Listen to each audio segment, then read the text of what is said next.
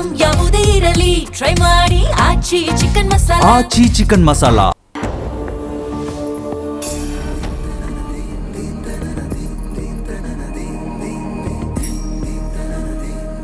ನಮಸ್ಕಾರ ವೀಕ್ಷಕರೇ, ಅಖಂಡ ಜ್ಯೋತಿಷ್ಯ ವಿಶೇಷ ಕಾರ್ಯಕ್ರಮಕ್ಕೆ ಸ್ವಾಗತ. ನಾನು ಚಂದನಾ ಹಿರೇಮಠ್. ವೀಕ್ಷಕರೇ, ನಮ್ಮ ಇವತ್ತಿನ ಕಾರ್ಯಕ್ರಮದಲ್ಲಿ ದೇವರ ಫೋಟೋ ಹಾಗೆ ವಿಗ್ರಹ ಮನೆಯಲ್ಲಿಟ್ಟು ಹೇಗೆ ಪೂಜೆ ಮಾಡೋದು, ಪೂಜಾ ವಿಧಾನಗಳು ಹೇಗಿರುತ್ತೆ, ಹಾಗೆ ಈ ದಿನದ ವಿಶೇಷತೆ ಮತ್ತು ರಾಶಿ ಫಲಗಳ ಕುರಿತು ಮಾತನಾಡ್ತಾ ಹೋಗೋಣ. ಈ ಕುರಿತು ತಿಳಿಸಲು ನಮ್ಮೊಟ್ಟಿಗಿದ್ದಾರೆ ಖ್ಯಾತ ಜ್ಯೋತಿಷ್ಯರು, ಕಾಮಾಖ್ಯ ಪ್ರತ್ಯಂಗಿರ ಉಪಾಸಕರಾದ ಡಾಕ್ಟರ್ YSK ಆಚಾರ್ಯ ಗುರುಗಳು. ಗುರುಗಳೇ, ಕಾರ್ಯಕ್ರಮಕ್ಕೆ ಸ್ವಾಗತ. ನಮಸ್ಕಾರ. ಓಂ ಅಸ್ಮದ್ ಗುರುಭ್ಯೋ ನಮಃ, ಅಸ್ಮತ್ ಪರಮ ಗುರುಭ್ಯೋ ನಮಃ, ಅಸ್ಮತ್ ಸರ್ವಗುರುಭ್ಯೋ ನಮಃ.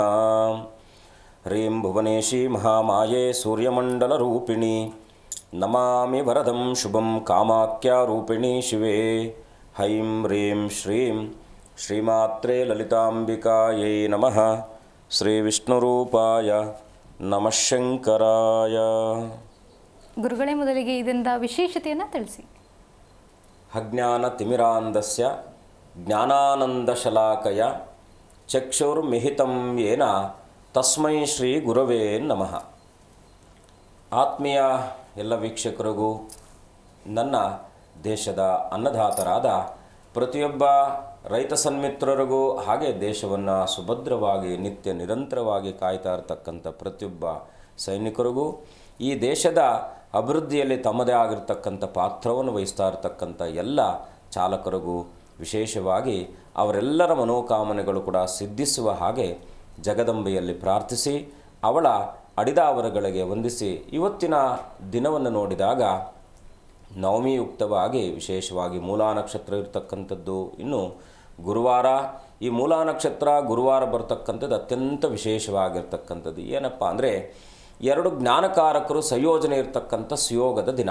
ಅಂದರೆ ಕೇತು ಮೂಲಾ ನಕ್ಷತ್ರಕ್ಕೆ ಕಾರಕನಾಗಿರೋದ್ರಿಂದ ಕೇತು ಮತ್ತು ಈ ಒಂದು ಗುರುವಿನ ಸಂಯೋಜನೆ ಬಂದಾಗ ಗುರುವಿನ ಬಲ ಹೆಚ್ಚಾಗುತ್ತೆ, ಅಥವಾ ಗುರುವಿನ ದೃಷ್ಟಿಯಿಂದ ಕೇತುವಿನ ಬಲ ಹೆಚ್ಚಾಗುತ್ತೆ. ಹಾಗಿದ್ದಾಗ ಅವನು ಮೋಕ್ಷಕಾರಕನು ಜ್ಞಾನಕಾರಕನು ಆಗಿರ್ತಕ್ಕಂಥ, ಅದರಲ್ಲೂ ಕೂಡ ವಿಶೇಷವಾಗಿ ಗುರುವಾರ ಗುರುಗಳ ದಿನ. ಹಾಗಾಗಿ ಏನು ಮಾಡಬೇಕಪ್ಪ ಅಂದರೆ, ಗುರು ಮುಖ್ಯವಾಗಿ ನಮ್ಮ ಬದುಕಿನುದ್ದಕ್ಕೂ ಕೂಡ ಗುರುವಿನ ಪಾತ್ರ ಅತ್ಯಂತ ಪ್ರಮುಖವಾಗಿರ್ತಕ್ಕಂಥದ್ದಾಗಿರುತ್ತೆ. ಜ್ಞಾನಾನಂದ ಅಂದರೆ ಈ ಜ್ಞಾನದಿಂದ ಆನಂದವನ್ನು ಕಾಣ್ತಕ್ಕಂಥ ಸುಯೋಗ ಇರತಕ್ಕಂಥದ್ದು ಗುರುವಿನ ಮಾರ್ಗದರ್ಶನ ಇದ್ದರೆ ಮಾತ್ರ. ಹಾಗಿದ್ದಾಗ ಏನು ಮಾಡಬೇಕು, ನಿಮಗೆ ಯಾವೆಲ್ಲ, ಯಾಕಂದರೆ ಈಗ ಹಣಕಾಸಿನ ವಿಚಾರದಲ್ಲಿ ಒಂದಷ್ಟು ಎಷ್ಟೇ ನಾವು ಅದರಲ್ಲಿ ಸುಭದ್ರತೆಯನ್ನು ಕಂಡುಕೊಂಡ್ರು, ಎಷ್ಟೇ ಜಾಗೃತೆಗಳು ವಹಿಸಿದ್ರು ಕೂಡ ಏನೋ ಯಾವುದೋ ನಿಮಿತ್ತವಾಗಿ ಯಾವುದೋ ಕಷ್ಟಕಾಲದಲ್ಲಿ ಯಾರಿಗೋ ಸಹಾಯವನ್ನು ಮಾಡಬೇಕು ಅಂದ್ಕೊಂಡಿರ್ತೀರಾ, ಸಹಾಯ ಮಾಡಿಬಿಟ್ಟಿರ್ತೀರ. ಅದರಿಂದ ಬಳಲ್ತಾ ಇರ್ತಕ್ಕಂಥವ್ರು ಏನು ಮಾಡಬೇಕಪ್ಪ ಅಂದರೆ, ಇವತ್ತಿನ ಈ ಒಂದು ಗುರುವಾರದ ದಿವಸ ವಿಶೇಷವಾಗಿ ನಿಮ್ಮ ಎಲ್ಲ ಈ ಋಣಬಾಧೆಗಳು ಅಂತಕ್ಕಂಥದ್ದು, ನಾವು ಸಾಲ ಕೊಡ್ತಕ್ಕಂಥದ್ದು ಮತ್ತೊಂದು ವಿಚಾರ. ಆದರೆ ಕೊಟ್ಟಿರುವ ಸಾಲ ಹಿಂದೆ ವಾಪಸ್ ಬರಬೇಕು. ಆದರೆ ಕೊಟ್ಟಿರ್ತಕ್ಕಂಥವ್ರು ಅವ್ರದ್ದೇನೋ ಅವರ ಒಂದು ಸಂಚಿತ ಜನ್ಮದ ಪ್ರಾರಬ್ಧವೋ ಈ ರೀತಿಯಾಗಿ ಅವರು ಕಷ್ಟಗಳಲ್ಲಿ ಸಿಕ್ಕಾಕ್ಕೊಂಡಿರ್ತಾರೆ. ಆ ಸಂದರ್ಭದಲ್ಲಿ ನಾವು ಅವ್ರಿಗೆ ಸಹಾಯವನ್ನು ಮಾಡಿದಾಗ ನಮಗೂ ಕೂಡ ಅದರಿಂದ ತೊಂದರೆ ಆಗ್ತಕ್ಕಂಥದ್ದಾಗಿರುತ್ತೆ. ಹಾಗಾಗಿ ಇಂಥವ್ರು ಇವತ್ತಿನ ದಿವಸ ವಿಶೇಷವಾಗಿ ಬನ್ನಿ ಮರ ಅಂತಕ್ಕಂಥದ್ದು ಇರುತ್ತೆ. ನಿಮಗೆ ಸಹಜವಾಗಿ ಗೊತ್ತಿರುತ್ತೆ, ಬನ್ನಿ ಮರ ಅಥವಾ ಔದುಂಬರ ಅಂತಕ್ಕಂಥದ್ದು ಎರಡು ಮರಗಳ ಸಮೀಪ ಅಂದರೆ ಬನ್ನಿ ಶನಿಯ ವೃಕ್ಷವಾದರೆ ಬನ್ನಿ ಶಮಿ ವೃಕ್ಷವಾದರೆ ಔದುಂಬರ ಗುರುವಿನ ವೃಕ್ಷವಾಗುತ್ತೆ. ಹಾಗಾಗಿ ಆ ಔದುಂಬರ ಬನ್ನಿ ವೃಕ್ಷದ ಬುಡದಲ್ಲಿರ್ತಕ್ಕಂಥ ಮಣ್ಣನ್ನು ತಗೊಂಡು ಬನ್ನಿ. ಮಣ್ಣನ್ನು ತಗೊಂಡು ಬಂದು ಮನೆಯಲ್ಲಿ ಕೆಂಪು ಬಟ್ಟೆಯಲ್ಲಿ ಕಟ್ಟಿ ಮನೆಯ ದೇವರ ಮನೆ ಅಥವಾ ಯಾವುದಾದ್ರೂ ಈ ಎದೆ ಭಾರಕ್ಕಿಂತ ಮೇಲ್ಭಾರದಲ್ಲಿ, ಯಾಕೆಂದರೆ ನಮ್ಮ ಭುಜದ ಮೇಲೆ ಇರತಕ್ಕಂಥದ್ದು ಎಲ್ಲ ಸಮಸ್ಯೆಗಳು ಕೂಡ, ಯಾಕೆಂದರೆ ಹೆಗಲಿಗೆ ಹೆಗಲಾಗಿ ಕೊಟ್ಟು ನಾವು ಕಾಪಾಡ್ತಾ ಇರತಕ್ಕಂಥ ಅದೆಷ್ಟೋ ಸುಸಂದರ್ಭಗಳು ಇರತಕ್ಕಂಥದ್ದಾಗುತ್ತೆ. ಹಾಗಾಗಿ ಈ ಎರಡರ ಮಣ್ಣನ್ನು ತೊಗೊಂಡು ಬಂದು, ಎರಡು ಜಾಗದಲ್ಲಿರ್ತಕ್ಕಂಥ ಒಂದು ಔದುಂಬರದ ಮರ ಬುಡದಲ್ಲಿರ್ತಕ್ಕಂಥದ್ದು ಮಣ್ಣು, ಇನ್ನೊಂದು ವಿಶೇಷವಾಗಿ ಬನ್ನಿ ಮರದ ಬುಡದಲ್ಲಿರ್ತಕ್ಕಂಥ ಮಣ್ಣು, ಎರಡು ಮಣ್ಣನ್ನು ಕೆಂಪು ಬಟ್ಟೆಯಲ್ಲಿ ಕಟ್ಟಿ 28 ರೂಪಾಯಿ ಕಾಯಿನನ್ನು ಅದರೊಟ್ಟೆಲ್ಲಿಡಿ. ಆ 28 ರೂಪಾಯಿ ಕಾಯಿನನ್ನಿಟ್ಟು ಅನುದಿನವೂ ಕೂಡ ಓಂ ದ್ರಾಂ ದತ್ತಾತ್ರೇಯಾಯ ನಮಃ ಅಂತಕ್ಕಂಥ ಮಂತ್ರವನ್ನು ಅನನ್ಯವಾಗಿ ಪ್ರಾರ್ಥನೆ ಮಾಡಿ ಗುರುಗಳ ದರ್ಶನ ಮಾಡತಕ್ಕಂಥ ಸುಯೋಗವನ್ನು ಪಡ್ಕೊಳ್ಳಿ. ಹೀಗೆ ನಿರಂತರವಾಗಿ 48 ದಿನಗಳ ಕಾಲ ಅಥವಾ 90 ದಿನಗಳ ಕಾಲ 48 ಅಥವಾ 90 ದಿನಗಳ ಕಾಲ ನೀವು ಪ್ರಾರ್ಥನೆ ಮಾಡಿ ಈ ಓಂ ದ್ರಾಂ ದತ್ತಾತ್ರೇಯಾಯ ನಮಃ ಅಂತಕ್ಕಂಥ ಮಂತ್ರವನ್ನು ಉಚ್ಚಾರ ಮಾಡೋದ್ರಿಂದ ಖಂಡಿತ ನೀವು ಯಾರಿಗೆ ಏನೋ ಸಹಾಯ ಮಾಡಿದ್ದು ಅವ್ರಿಗೆ ಕೊಡಲಿಕ್ಕೆ ಸಾಧ್ಯ ಆಗದೇ ಇರತಕ್ಕಂಥ ಸಂದರ್ಭದಲ್ಲಿ ಇನ್ನೊಮ್ಮೆ ಯಾರಿಗೆ ದುಡ್ಡು ಕೊಟ್ಟಾಗಲೂ ಕೂಡ ಅವರನ್ನು ಬೈಕೊಳ್ಳಿಕ್ಕೆ ಹೋಗಬೇಡಿ. ಯಾಕೆಂದರೆ ಬೈದಾಗ ನೀವು ಶಾಪ ಇಟ್ಟಾಗ ಇನ್ನೊಂದಷ್ಟು ದುಸ್ಥಿತಿಗೆ ಹೋಗ್ತಕ್ಕಂಥವ್ರಾಗ್ತಾರೆ. ಹಾಗಾಗಿ ಶಾಪ ಇಡಬೇಡಿ. ಏನೋ ಒಂದು ಸಮಯೋಚಿತವಾಗಿ ಸಹಾಯವನ್ನು ಮಾಡಿರ್ತೀರ, ಅದರಿಂದ ಹೊರಗೆ ಬರಬೇಕು, ಅಲ್ಲಿಂದ ದುಡ್ಡು ಬರಬೇಕು ಅಂತಕ್ಕಂಥ ಸದ್ಭಾವನೆಯಿಂದ ಒಳ್ಳೆಯ ಮನಸ್ಸಿನಿಂದ ಪ್ರಾರ್ಥನೆ ಮಾಡಿ ಅನುಭವದ ಮಾತು ಒಳ್ಳೆಯದಾಗಲಿ. ಖಂಡಿತ ಗುರುಜಿ. ಇನ್ನು ಈ ದಿನದ ರಾಶಿ ಫಲಗಳ ಕುರಿತು ತಿಳಿಸಿ. ಇವತ್ತು ವಿಶೇಷವಾಗಿ ಗುರುಗಳ ದರ್ಶನ ಮಾಡ್ಕೊಳ್ಳಿ. ಮುಖ್ಯವಾಗಿ ಏನಪ್ಪ ಅಂದರೆ ನವಮಿ ತಿಥಿ ಇರತಕ್ಕಂಥದ್ದು, ಸ್ವಲ್ಪ ವಾಹನ ಚಾಲನೆ ಮಾಡ್ತಾ ಇರ್ತಕ್ಕಂಥ ಸಂದರ್ಭದಲ್ಲಿ ಪ್ರತಿಯೊಬ್ಬರೂ ಕೂಡ ಜಾಗ್ರತೆ ವಹಿಸಿ.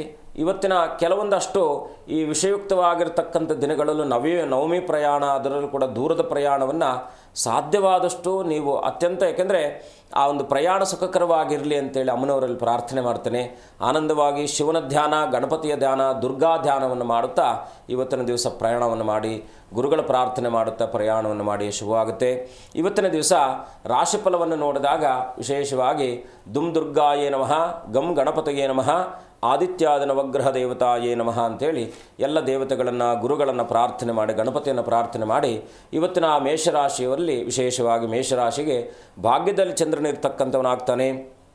ಅಪೇಕ್ಷಿತವಾಗಿರ್ತಕ್ಕಂಥ ವಿಚಾರಾದಿಗಳಲ್ಲಿ ಸಫಲತೆ ಕಾಣ್ತಕ್ಕಂಥದ್ದಾಗಿರುತ್ತೆ. ಸಂಪತ್ತಿನಲ್ಲಿ ವೃದ್ಧಿ ಆಗ್ತಕ್ಕಂಥದ್ದು. ಸ್ವಲ್ಪ ಇವತ್ತಿನ ದಿವಸ ಪ್ರಯಾಣದಲ್ಲಿ ಸ್ವಲ್ಪ ಎಚ್ಚರ ವಹಿಸಿ. ಹಿತೈಷಿಗಳಿಂದ ಸಹಕಾರ ಸಿಗ್ತಕ್ಕಂಥದ್ದಾಗಿರುತ್ತೆ. ಹೂಡಿಕೆಗಳಿಂದಲೂ ಕೂಡ ಅಲ್ಪ ಪ್ರಮಾಣದಲ್ಲಿ ಲಾಭ ಸಿಗ್ತಕ್ಕಂಥದ್ದಾಗಿರುತ್ತೆ. ವಿವಾಹ ಅಪೇಕ್ಷಿತರಿಗೂ ಕೂಡ ಶುಭ ಆಗ್ತಕ್ಕಂಥದ್ದು. ಮೇಷರಾಶಿಯವರು ಗುರುಗಳ ದರ್ಶನ, ಗುರುಗಳ ಪ್ರಾರ್ಥನೆ, ಓಂ ಗುಂ ಗುರುಭ್ಯೋ ನಮಃ ಅಂತಕ್ಕಂಥ ಗುರುವಿನ ಧ್ಯಾನ ಮಾಡೋದ್ರಿಂದ ಶುಭವಾಗುತ್ತೆ. ಮುಂದಿನ ರಾಶಿ ವೃಷಭ ರಾಶಿ. ಸಾರ್ವಜನಿಕ ಕ್ಷೇತ್ರಗಳಲ್ಲಿ ಇರ್ತಕ್ಕಂಥ ಕೆಲಸ ಮಾಡ್ತಾ ಇರ್ತಕ್ಕಂಥವ್ರಿಗೆ ಸ್ವಲ್ಪ ಒತ್ತಡಗಳಿರ್ತಕ್ಕಂಥದ್ದಾಗಿರುತ್ತೆ. ಪಿತ್ರಾರ್ಜಿತ ಆಸ್ತಿಗಳಲ್ಲಿ ಯೋಗ ಸಿಗ್ತಕ್ಕಂಥದ್ದು. ಇವತ್ತಿನ ದಿವಸ ಮನೆಯಲ್ಲಿರ್ತಕ್ಕಂಥ ಕುಟುಂಬದವರೊಟ್ಟಿಗೆ ಎಲ್ಲಾದರೂ ದೂರದ ಪ್ರಯಾಣ ಅಥವಾ ಕ್ಷೇತ್ರಗಳ ದರ್ಶನಕ್ಕೆ ತೆರಳುವಂತಹ ಸುಯೋಗ ಇರ್ತಕ್ಕಂಥದ್ದಾಗಿರುತ್ತೆ. ವೃಷಭ ರಾಶಿಯವರು ವಿಶೇಷವಾಗಿ ಇವತ್ತಿನ ದಿವಸ ಗೋಮಾತೆಗೆ ನಿಮಗೆ ಶಕ್ತಿಯಾನುಸಾರದಲ್ಲಿ ಗೋಭಕ್ಷಣೆಯನ್ನು ಕೊಟ್ಟು ಅನನ್ಯವಾಗಿ ಪ್ರಾರ್ಥನೆ ಮಾಡೋದ್ರಿಂದ ಖಂಡಿತ ಶುಭವಾಗ್ತಕ್ಕಂಥದ್ದಾಗಿರುತ್ತೆ. ಮುಂದಿನ ರಾಶಿ ಮಿಥುನ ರಾಶಿ. ಮಿಥುನ ರಾಶಿಯಲ್ಲಿ ಜನಿಸಿರ್ತಕ್ಕಂಥವ್ರು ಇವತ್ತಿನ ದಿವಸ ಸ್ವಲ್ಪ ಮನೆಯಲ್ಲಿ ಏನಾದರೂ ಕಿರಿಕಿರಿಗಳಾಗ್ತಕ್ಕಂಥದ್ದಾಗಿರುತ್ತೆ. ಮಡದಿ ಮಕ್ಕಳೊಟ್ಟಿಗೆ ಅಥವಾ ಪತಿ ಪತ್ನಿಯರ ಮಧ್ಯದಲ್ಲಿ ಸ್ವಲ್ಪ ವಿರಸಗಳು ಕಾಣ್ತಾ ಇದೆ, ಸ್ವಲ್ಪ ಎಚ್ಚರ ವಹಿಸಿ. ಬಂಧುಗಳೊಟ್ಟಿಗೆ ಇವತ್ತಿನ ದಿವಸ ಸಮಯವನ್ನು ವ್ಯಯಿಸುವಂತಹ ಸುಯೋಗ. ಪೂರ್ವ ನಿಯೋಜಿತ ಕಾರ್ಯಾದಿಗಳು ಕೂಡ ಸಫಲತೆ ಕಾಣ್ತಕ್ಕಂಥದ್ದಾಗಿರುತ್ತೆ. ವೃತ್ತಿರಂಗದಲ್ಲಿ ಶುಭ ಕಾಣ್ತಕ್ಕಂಥದ್ದಾಗಿರುತ್ತೆ. ಇವತ್ತಿನ ದಿವಸ ಸ್ವಲ್ಪ ಶಾರೀರಿಕವಾಗಿರ್ತಕ್ಕಂಥ ಬೆನ್ನಿಗೆ ಸಂಬಂಧಪಟ್ಟಿರ್ತಕ್ಕಂಥದ್ದು ಅಥವಾ ಉದರ ಸಂಬಂಧಿತವಾದ ತೊಂದರೆ ನಿಮ್ಮನ್ನು ಬಾಧಿಸ್ಬೋದಾಗಿರ್ತಕ್ಕಂಥದ್ದು, ಅಸಿಡಿಟಿ ಈ ರೀತಿಯಾಗಿರ್ತಕ್ಕಂಥದ್ದು. ಇವತ್ತಿನ ದಿವಸ ಮಿಥುನ ರಾಶಿಯವರು ವಿಶೇಷವಾಗಿ ಸಾಯಿಬಾಬರ ದರ್ಶನ, ರಾಘವೇಂದ್ರ ಸ್ವಾಮಿಗಳ ದರ್ಶನ ಇನ್ನಷ್ಟು ಶುಭವಾಗ್ತಕ್ಕಂಥದ್ದಾಗುತ್ತೆ. ಮುಂದಿನ ರಾಶಿ ಕಟಕ ರಾಶಿ. ಕಟಕ ರಾಶಿಯಲ್ಲಿ ಜನಿಸಿರ್ತಕ್ಕಂಥವ್ರು ಇವತ್ತಿನ ದಿವಸ ಸಾಹಸ ಕಾರ್ಯಾದಿಗಳಿಗೆ ತಮ್ಮನ್ನು ತಾವು ತೊಡಗಿಸಿಕೊಳ್ಳುವಂತಹ ಸುಯೋಗ ಇರತಕ್ಕಂಥದ್ದು. ಪರೋಪಕಾರಂ ಇದಂ ಶರೀರಂ ಅಂತೇಳಿ ಇನ್ನೊಬ್ಬರಿಗೆ ಸಹಾಯವನ್ನು ಮಾಡುವಂತಹ ಧಾವಂತ ಇರತಕ್ಕಂಥ ಸುಯೋಗ. ಕುಟುಂಬದವರೊಟ್ಟಿಗೂ ಕೂಡ ಸಹಕಾರ ಸಿಗ್ತಕ್ಕಂಥದ್ದಾಗಿರುತ್ತೆ. ಆರ್ಥಿಕ ಸ್ಥಿತಿ ಧನಕ್ಕೆ ಸಂಬಂಧಪಟ್ಟ ಅಂದರೆ ಹಣಕ್ಕೆ ಸಂಬಂಧಪಟ್ಟ ವಿಚಾರಾದಿಗಳಲ್ಲೂ ಕೂಡ ಸ್ವಲ್ಪ ಶ್ರೀಮಂತಿಕೆ ಸಿಗ್ತಕ್ಕಂಥದ್ದಾಗಿರುತ್ತೆ. ಇವತ್ತಿನ ದಿವಸ ವಿಶೇಷವಾಗಿ ಕಟಕ ರಾಶಿಯವರು ಗುರುಗಳ ದರ್ಶನ, ದತ್ತಾತ್ರೇಯರ ಪ್ರಾರ್ಥನೆ ಇನ್ನಷ್ಟು ಶುಭವಾಗ್ತಕ್ಕಂಥದ್ದಾಗುತ್ತೆ. ಇನ್ನು ದೇವರ ಫೋಟೋ, ವಿಗ್ರಹ ಅನ್ನುವಂಥದ್ದನ್ನು ನಾವು ಪೂಜೆ ಮಾಡ್ತಾ ಇರ್ತೀವಿ ಗುರುಜಿ. ಆದರೆ ಎಲ್ಲರೂ ಸಾಮಾನ್ಯವಾಗಿ ಒಂದು ದೇವರ ಫೋಟೋ ಅಥವಾ ಇಷ್ಟೇ ಇಡಬೇಕನ್ನುವಂಥದ್ದು ಏನಾದರೂ ಇರುತ್ತಾ? ಮತ್ತು ಆ ವಿಧಾನ ಪದ್ಧತಿಗಳು ಹೀಗಿರುತ್ತೆ ಗುರುಜಿ? ಶಾಸ್ತ್ರ ಗಂಧರ್ವ ತಂತ್ರದಲ್ಲಿ ಇದ್ರ ಬಗ್ಗೆ ಉಲ್ಲೇಖ ಇದೆ. ಶೃಣುದೇವಿ ಪ್ರವಕ್ಷಾಮಿ ಮೂರ್ತಿ ರೂಪೇಣ ದೇವತಾಂ ಅಂತೇಳಿ. ಅದರಲ್ಲೂ ಕೂಡ ಮಂತ್ರೋಚ್ಚಾರಣ ಮಾತ್ರೇಣ ದೇವರೂಪಂ ಪ್ರಜಾಯತೆ ಅಂತ. ಇನ್ನು ಯಂ ಕಾಮಯತೆ ಯಂ ಪ್ರಾರ್ಥಿತ ಕಾಮಂ ತಂ ತಮಾಪ್ನೋತಿ ಸಿದ್ಧಯೇ ಅಂತೇಳಿ ಶಾಸ್ತ್ರದಲ್ಲಿ ಉಲ್ಲೇಖ ಇದೆ. ಅಂದರೆ ಇಲ್ಲಿ ಮುಖ್ಯವಾಗಿ ಪಾರ್ವತಿ ಪರಮೇಶ್ವರರೇ ಇದರ ಎಲ್ಲದಕ್ಕೂ ಕೂಡ ನಿರೂಪಣೆ ಕೊಟ್ಟಿರ್ತಕ್ಕಂಥದ್ದು. ಶೃಣುದೇವಿ ಪ್ರವಕ್ಷಾಮಿ ಮೂರ್ತಿ ರೂಪೇಣ ದೇವತಾಂ ಅಂತೇಳಿ. ಅಂದರೆ ಮೂರ್ತಿಯಲ್ಲಿ ನಾವು ದೇವತೆಗಳನ್ನು ಕಾಣ್ತೀವಿ. ಯಾಕೆಂದರೆ ಮನುಷ್ಯನಿಗೆ ಬಹಳ ಮುಖ್ಯವಾಗಿ, ಯಾಕೆಂದರೆ ಅವನು ನಿರಾಕಾರ ಸ್ವರೂಪನಾಗಿರೋದ್ರಿಂದ ನಮಗೆ ನಮ್ಮ ಮನಸ್ಸಿನ ಮೇಲೆ ಶ್ರದ್ಧೆ ಮತ್ತು ಭಕ್ತಿ ಮೂಡಬೇಕು ಅಂತಕ್ಕಂಥ ಸದುದ್ದೇಶದಿಂದ ಒಂದು ರೂಪವನ್ನು ಕೊಟ್ಟು ಮೂರ್ತಿ ಆಕಾರದಲ್ಲಿ ನಾವು ಪೂಜೆಯನ್ನು ಮಾಡ್ತೀವಿ. ಮಂತ್ರ ಅಂದರೆ ಆ ಮಂತ್ರಕ್ಕೆ ಎಷ್ಟು ಮಹತ್ವ ಇದೆ ಅಂತ ಹೇಳಿದಾಗ, ವಿಶೇಷವಾಗಿ ದೇವತೆಯ ಅಧೀನದಲ್ಲಿರ್ತಕ್ಕಂಥ ಎಲ್ಲ ಜಗತ್ತು ಕೂಡ ಮಂತ್ರಾಧೀನಂತು ದೈವತ ಅಂತೇಳಿ ಬರ್ತಾನೆ. ಹಾಗಾಗಿ ಆ ಮಂತ್ರೋಚ್ಚಾರದ ಪೂರ್ವಕದಲ್ಲಿ ಮಂತ್ರೋಚ್ಚಾರವನ್ನು ಮಾಡಿದಾಗ ಆ ಮೂರ್ತಿಗೆ ದೇವ ಸಾನ್ನಿಧ್ಯತೆ, ದೇವತಾ ಸಾನ್ನಿಧ್ಯತೆ ಬರುತ್ತೆ. ಅಂದರೆ ಒಂದು ಶಕ್ತಿ ಫಾರ್ಮ್ ಆಗುತ್ತೆ ಅಂತಕ್ಕಂಥದ್ದು. ಅಲ್ಲಿ ಯಂ ಪ್ರಾಪ್ನೋತಿ ಕಾಮಂ ಅಂದರೆ ಕಾಮ ಅಂದರೆ ಭಾವನೆಗಳಿಗೆ ಕಾಮ ಅಂತ ಕರಿತೀವಿ ನಾವು. ಯಂ ಪ್ರಾಪ್ನೋತಿ ಕಾಮಂ ಅಂದರೆ ನೀವು ಏನು ಪ್ರಾರ್ಥನೆ ಮಾಡಿಕೊಂಡು ಪೂಜೆ ಮಾಡ್ತೀರೋ ತಮಾಪ್ನೋತಿ ಸಿದ್ಧಯೇ ಅಂತೇಳಿ ಹೇಳುತ್ತೆ. ಅಂದರೆ ನೀವು ಮಾಡುವಂಥ ಎಲ್ಲ ಕೆಲಸ ಕಾರ್ಯಗಳು ಶ್ರದ್ಧೆ, ಭಕ್ತಿ, ನಂಬಿಕೆಯಿಂದ ಮಾಡುವಂಥದ್ದನ್ನು ಖಂಡಿತ ಫಲ ಸಿಗುತ್ತೆ ಅಂತಕ್ಕಂಥದ್ದು. ಅದರಲ್ಲೂ ಕೂಡ ವಿಶೇಷವಾಗಿ ದೇವತಾ ರೂಪಗಳನ್ನು ನಾವು ಹಲವಾರು ರೀತಿಯಲ್ಲಿ ನೋಡ್ತೀವಿ. ಮೂರ್ತಿ ರೂಪದಲ್ಲಿ ನೋಡ್ತೀವಿ, ಚಿತ್ರಪಟ ಅಂದರೆ ಫೋಟೋದಲ್ಲೇ ನೋಡ್ತೀವಿ. ಇನ್ನೊಂದಷ್ಟು ಬಾಹ್ಯಾಂತರವಾಗಿ ದೇವರನ್ನು ಅಂತರ್ಗತವಾಗಿ ನಾವು ಧ್ಯಾನದ ಮುಖಾಂತರ ಕೂಡ ಒಂದು ಸ್ವರೂಪವನ್ನು ಅಂದರೆ ಒಂದು ತೇಜೋ ಸ್ವರೂಪವನ್ನು ನೋಡ್ತೀವಿ. ದೇವತೆಗಳನ್ನು ಮನೆ ಅಂತಕ್ಕಂಥದ್ದು ಒಂದು ಮನೆಯ ಕಲ್ಮಶವಾದಂಥ ವಾತಾವರಣವನ್ನು ಅತ್ಯಂತ ಆ ಕಲ್ಮಶರಹಿತವಾಗಿ ಏನೋ ಮನೆಯಲ್ಲಿ ನಕಾರಾತ್ಮಕ ಶಕ್ತಿಗಳು ಹೆಚ್ಚಿರ್ತಕ್ಕಂಥ ಸಂದರ್ಭದಲ್ಲಿ ದೇವರ ಮನೆಯಲ್ಲಿ ಹೋಗಿ ಒಂದು ದೀಪವನ್ನು ಹಚ್ಚಿಟ್ಟಾಗ ಮನಸ್ಸಿಗೆ ನೆಮ್ಮದಿ ಕಾಣುತ್ತೆ. ಹಾಗೆ ದೇವತೆಗಳು ಕೂಡ ಮನೆಯಲ್ಲಿ, ಯಾಕೆಂದರೆ ನಮಗೆ ರೂಮು, ಅಡುಗೆ ಮನೆ ಹೀಗೆ ಎಲ್ಲವನ್ನು ನಾವು ವಿಂಗಡಣೆ ಮಾಡಿದಾಗ ದೇವತಾ ಸಾನ್ನಿಧ್ಯಕ್ಕೋಸ್ಕರವಾಗಿ, ಯಾಕಂದರೆ ನಮ್ಮ ಭಾರತ ದೇಶ ಅದರಲ್ಲೂ ಕೂಡ ನಂಬಿಕೆ ಆಧಾರವಾಗಿರ್ತಕ್ಕಂಥದ್ದು. ಆಧ್ಯಾತ್ಮಿಕವಾಗಿ ಪ್ರಯಾಣದಲ್ಲಿ ಪ್ರತಿಯೊಬ್ಬರು ಕೂಡ ಇರ್ತಕ್ಕಂಥವ್ರು ಆಗ್ತಾರೆ. ಅವರು ಆಸ್ತಿಕರಾಗಿರಲಿ ನಾಸ್ತಿಕರಾಗಿರಲಿ, ಕೆಲವರು ದೇವರನ್ನು ನಂಬಲ್ಲ ಅಂತಕ್ಕಂಥವ್ರು, ಕೆಲವೊಂದಷ್ಟು ವಿಚಾರಗಳಲ್ಲಿ ಅವ್ರು ನಂಬಲ್ಲ ಅಂತಕ್ಕಂಥವ್ರು ಕೂಡ ಅವರು ಇನ್ನೊಂದು ರೀತಿಯಲ್ಲಿ ದೇವತೆಗಳನ್ನು ಕಾಣ್ತಾ ಇರ್ತಾರೆ, ಸೇವಾ ಮನೋಭಾವದಲ್ಲಿ ಕಾಣ್ತಾ ಇರ್ತಾರೆ. ಈ ಪ್ರಕೃತಿನೇ ನಮಗೆ ನಿಜವಾದ ಸಂಪತ್ತಿನ ದೇವತೆ. ಆ ಸಂಪತ್ತಿನ ದೇವತೆಯನ್ನು ಮನೆ ಒಳಗಡೆ ನಮಗೆ ಬೇಕಾಗಿರ್ತಕ್ಕಂಥ ಮಾರ್ಗಕ್ಕೆ ಅನುಸಂಧಾನದಲ್ಲಿ ನಾವು ಅದನ್ನೆಲ್ಲ ಆಯಾಯ ಮನೆಯಲ್ಲಿ ನಿರ್ಮಾಣವನ್ನು ಮಾಡಿಕೊಂಡಿರ್ತೀವಿ. ಹಾಗೆ ದೇವತೆಗಳನ್ನು ಕೂಡ ಬಹಳ ಮುಖ್ಯವಾಗಿ ದೇವತಾ ಉಪಾಸನೆ ಅಂತಕ್ಕಂಥದ್ದು ಇರತಕ್ಕಂಥದ್ದು ಮನುಷ್ಯನಿಗೆ ಒಂದು ಪೂರ್ವ ಮತ್ತು ಒಂದು ಉತ್ತರ. ಯಾಕೆಂದರೆ ಎರಡು ನಮಗೆ ರಾತ್ರಿ ಮತ್ತು ಎರಡು ಹಗಲು ಅಂತಕ್ಕಂಥದ್ದು ಇರುತ್ತೆ. ಎರಡು ರಾತ್ರಿ ಎರಡು ಹಗಲು ಅಂತಕ್ಕಂಥದ್ದು. ಇದನ್ನು ನಾವು ಕಂಪೇರನ್ ಮಾಡಿದಾಗ ಧರ್ಮ, ಅರ್ಥ, ಕಾಮ, ಮೋಕ್ಷ ಅಂತಕ್ಕಂಥದ್ದು. ಅಂದರೆ ಎರಡು ರಾತ್ರಿಯಲ್ಲೂ ಧರ್ಮಗಳು, ಎರಡು ರಾತ್ರಿಯಲ್ಲಿ ಎರಡು ಹಗಲಲ್ಲಿ ಅಂದರೆ ಕರ್ಮಗಳು, ಧರ್ಮ ಕರ್ಮ ಅಂತಕ್ಕಂಥದ್ದು. ಈ ಭಾವನೆಗೆ ಪ್ರೇರಣೆ ಆಗಿರ್ತಕ್ಕಂಥದ್ದು ಮೂರ್ತಿಗಳು. ಖಂಡಿತ ಗುರುಜಿ, ಉಳಿದ ರಾಶಿ ಫಲಗಳನ್ನು ತಿಳಿಸಿ. ಮುಂದಿನ ರಾಶಿ ಸಿಂಹರಾಶಿ. ಸಿಂಹರಾಶಿಯಲ್ಲಿ ಇವತ್ತಿನ ದಿವಸ ಜನಿಸಿರ್ತಕ್ಕಂಥವರು ಸ್ವಲ್ಪ ದೃಷ್ಟಿಬಾಧೆ, ಕಣ್ಣಿಗೆ ಸಂಬಂಧಪಟ್ಟ ಹಾಗೆ ಏನಾದರೂ ನಿಮ್ಮನ್ನು ಕಾಡಿಸ್ಬೋದಾಗಿರ್ತಕ್ಕಂಥದ್ದಾಗಿರುತ್ತೆ. ಅತೀವವಾಗಿರ್ತಕ್ಕಂಥ ನಂಬಿಕೆಯಿಂದ ಸ್ವಲ್ಪ ಮೋಸ ಹೋಗ್ತಕ್ಕಂಥವ್ರಾಗಿರ್ತೀರ. ಮಕ್ಕಳಲ್ಲಿ ಸ್ವಲ್ಪ ವಿರಸಗಳು ಬರತಕ್ಕಂಥದ್ದಾಗಿರುತ್ತೆ. ವಿದ್ಯಾರ್ಜನೆಗೆ ಸಂಬಂಧಪಟ್ಟ ಹಾಗೆ ವಿಚಾರಾದಿಗಳಲ್ಲೂ ಕೂಡ ಸಿಂಹರಾಶಿಯವರಿಗೆ ಇವತ್ತಿನ ದಿವಸ ಸ್ವಲ್ಪ ಒತ್ತಡಗಳಿರ್ತಕ್ಕಂಥದ್ದಾಗಿರುತ್ತೆ. ಪುಣ್ಯಕ್ಷೇತ್ರಗಳ ದರ್ಶನ ಅಥವಾ ಗೌರವಯುತವಾಗಿರ್ತಕ್ಕಂಥ ವ್ಯಕ್ತಿಗಳ ದರ್ಶನ ಮಾಡ್ತಕ್ಕಂಥದ್ದು ಸುಯೋಗ ಇರತಕ್ಕಂಥದ್ದಾಗಿರುತ್ತೆ. ಸಿಂಹರಾಶಿಯವರಿಗೆ ಇವತ್ತಿನ ದಿವಸ ವಿಶೇಷವಾಗಿ ರಾಘವೇಂದ್ರ ಸ್ವಾಮಿಗಳ ದರ್ಶನ ಮಾಡೋದ್ರಿಂದ ಸಿಂಹರಾಶಿಯವರಿಗೆ ಶುಭವಾಗ್ತಕ್ಕಂಥದ್ದಾಗುತ್ತೆ. ಮುಂದಿನ ರಾಶಿ ಕನ್ಯಾ ರಾಶಿ. ಕನ್ಯಾ ರಾಶಿಯಲ್ಲಿ ಜನಿಸಿರ್ತಕ್ಕಂಥವ್ರು ಇವತ್ತಿನ ದಿವಸ ದೂರದ ಪ್ರಯಾಣವನ್ನು ಮಾಡ್ತಾ ಇರತಕ್ಕಂಥ ಸುಯೋಗ ಇರತಕ್ಕಂಥದ್ದು. ವೈವಾಹಿಕ ಜೀವನದಲ್ಲಿ ಸ್ವಲ್ಪ ವಿರಸಗಳಿರ್ತಕ್ಕಂಥದ್ದಾಗಿರುತ್ತೆ. ಸ್ವಲ್ಪ ಮಾನಸಿಕ ಒತ್ತಡಗಳನ್ನು ಸಮತೂಗಿಸುವ ಸಲುವಾಗಿ ಪ್ರಶಾಂತವಾಗಿರ್ತಕ್ಕಂಥ ಎಲ್ಲಾದರೂ ವಾತಾವರಣಕ್ಕೆ ತೆರಳುವಂತಹ ಸುಯೋಗ ಇರತಕ್ಕಂಥದ್ದು. ಪಿತ್ರಾರ್ಜಿತ ಆಸ್ತಿಗಳಲ್ಲೂ ಕೂಡ ಇವತ್ತಿನ ದಿವಸ ನಿಮಗೆ ಶುಭಪ್ರದವಾಗ್ತಕ್ಕಂಥ ಲಾಭ ಸಿಗ್ತಕ್ಕಂಥದ್ದಾಗಿರುತ್ತೆ.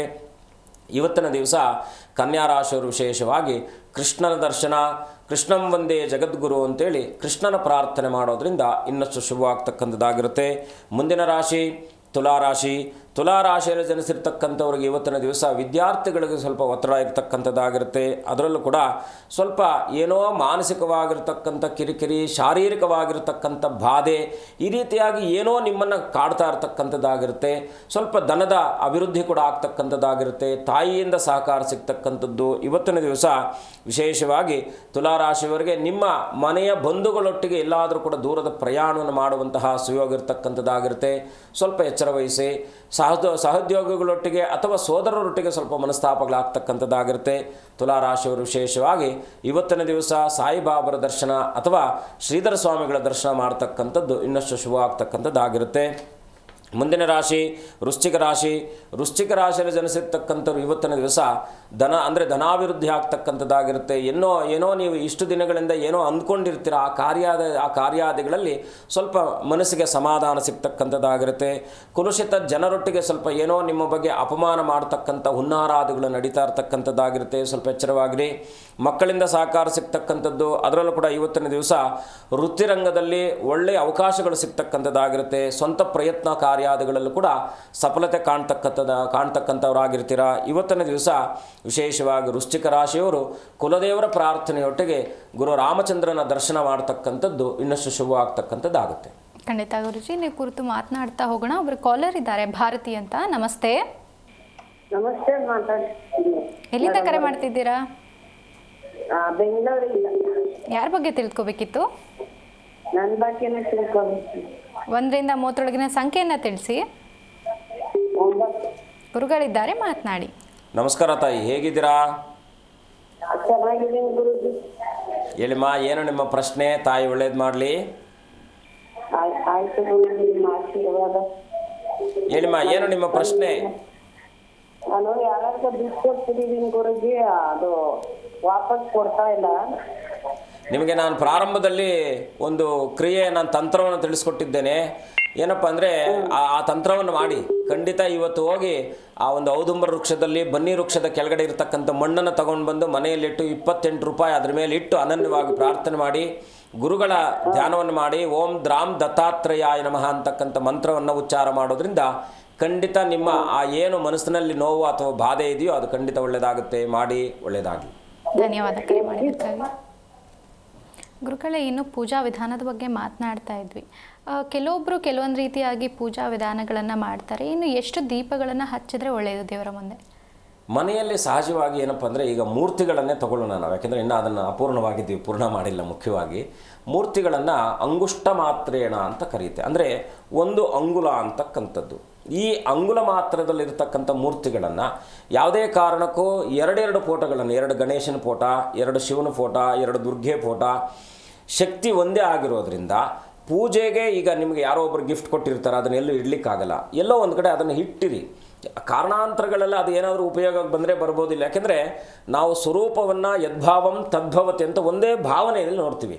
ಈಗ ಚಾಮುಂಡೇಶ್ವರಿ ಒಂದು ಫೋಟೋ, ರಾಜರಾಜೇಶ್ವರಿ ಒಂದು ಫೋಟೋ, ಅನ್ನಪೂರ್ಣೇಶ್ವರಿ ಒಂದು ಫೋಟೋ, ಇಷ್ಟೆಲ್ಲ ಫೋಟೋಗಳಿಟ್ಟಾಗ ಏನಾಗುತ್ತೆ, ಸಾನ್ನಿಧ್ಯತೆ ಅಂತಕ್ಕಂಥದ್ದು ತದೇಕವಾಗಿ ನಿಮ್ಮ ಮನಸ್ಸಿನ ಮೇಲೆ ಬೀರಬಹುದಾಗಿರ್ತಕ್ಕಂಥ ಪರಿಣಾಮ ಏನಪ್ಪ ಅಂದರೆ ಅಲ್ಲೂ ಕೂಡ ನಿಮಗೆ ಜಿಜ್ಞಾಸೆಗಳಾಗುತ್ತೆ. ಇವತ್ತು ನಾನು ರಾಜರಾಜೇಶ್ವರನ ಪ್ರಾರ್ಥನೆ ಮಾಡಲಾ, ಅನ್ನಪೂರ್ಣೇಶ್ವರನ ಪ್ರಾರ್ಥನೆ ಮಾಡಲಾ, ಶಿವನನ್ನು ಪ್ರಾರ್ಥನೆ ಮಾಡಲಾ? ಹೀಗೆ ಅನುಷ್ಠಾನ ಪದ್ಧತಿಯಲ್ಲಿ ನೀವು ಯಾವ ದೇವರನ್ನು ಅನುಷ್ಠಾನಯುಕ್ತವಾಗಿ ನಂಬಿಕೊಂಡಿರ್ತೀರೋ ಅದೇ ದೇವರನ್ನು ಅಥವಾ ಕುಲದೇವರನ್ನು ಪ್ರಧಾನವಾಗಿ ಇಟ್ಕೊಳ್ಬಹುದಾಗಿರ್ತಕ್ಕಂಥದ್ದು. ಅದರಲ್ಲೂ ಕೂಡ ಕೆಲವರು ಈ ಮುನೇಶ್ವರ ಈ ಥರ ಅಂದರೆ ಉಗ್ರ ಸ್ವರೂಪನಾಗಿರ್ತಕ್ಕಂಥ ದೇವತೆಗಳನ್ನು ಮನೆಯಲ್ಲಿ ಇಡಬಾರ್ದು, ಆಂಜನೇಯನ ಫೋಟೋವನ್ನು ಮನೆಯಲ್ಲಿ ಇಡಬಾರ್ದು, ಶಿವನ ಫೋಟೋವನ್ನು ಮನೆಯಲ್ಲಿ ಇಡಬಾರ್ದು ಅಂತಕ್ಕಂಥ ಒಂದಷ್ಟು ಜಿಜ್ಞಾಸೆಗಳು ಇರ್ತಕ್ಕಂಥದ್ದು ಸಹಜವಾಗಿದೆ.